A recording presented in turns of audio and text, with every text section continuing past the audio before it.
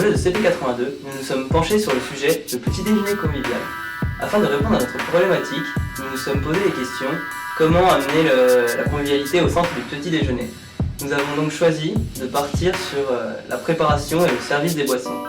Et afin d'amener plus de convivialité, nous avons choisi de centraliser et le service et la préparation au centre de la table.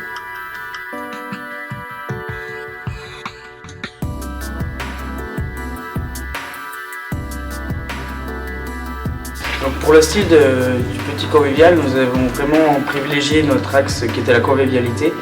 Pour cela qu'on est parti sur une forme arrondie en tour qui favorise vraiment le partage et la convivialité du produit. Donc ensuite nous avons travaillé sur des lignes élancées et dynamiques. C'est pour cela qu'on a des lignes qui s'opposent, qui divergent en bas et en haut du produit.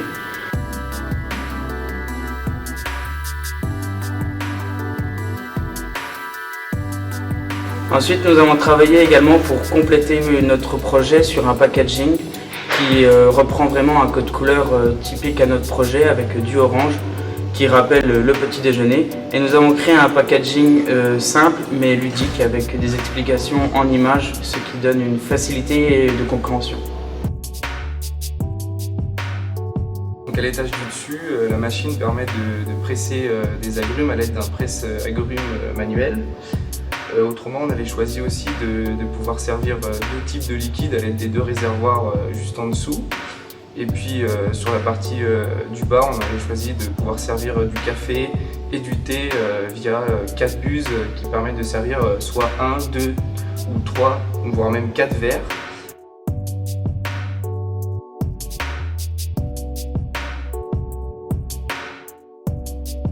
L'interface homme-machine soit vraiment conviviale.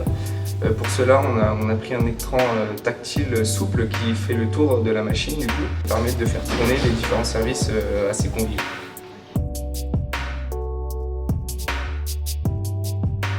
Nous avons réalisé une maquette CAO à l'aide du logiciel Catcha V5. Cette maquette nous a permis de modéliser notre idée principale et ainsi de vérifier la cohérence et l'harmonie de notre produit.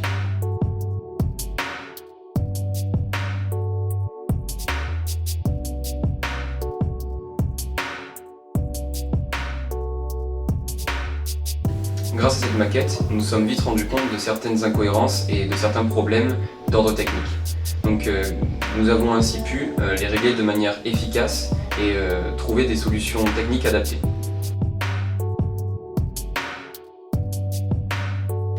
Nous avons ensuite réalisé une seconde maquette, donc celle-ci qui était destinée à la partie FAO, donc la fabrication de notre prototype.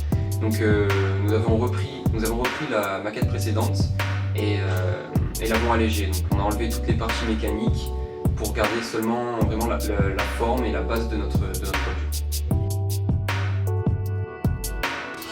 Pour l'usinage de notre maquette, nous avons utilisé deux procédés de fabrication. L'usinage en labellite, pour lequel nous avons réalisé la FAO, sur le logiciel Maika à travers la maquette CAO.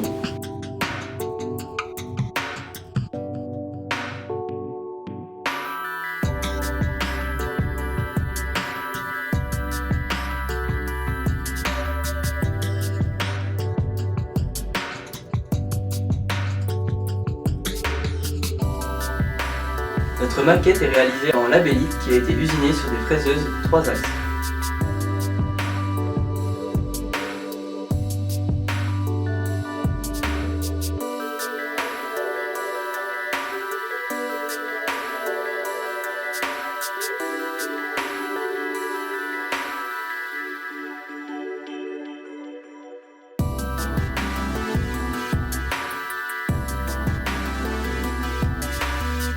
Le deuxième procédé utilisé a été l'obtention des pièces par fritage de poudre.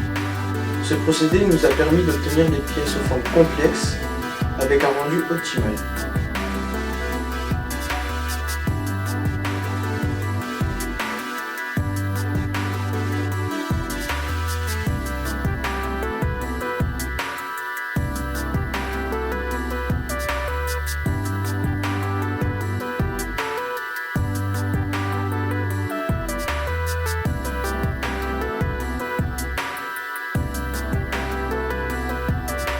Nous avons poussé et peint notre maquette afin d'obtenir un résultat le plus réaliste possible.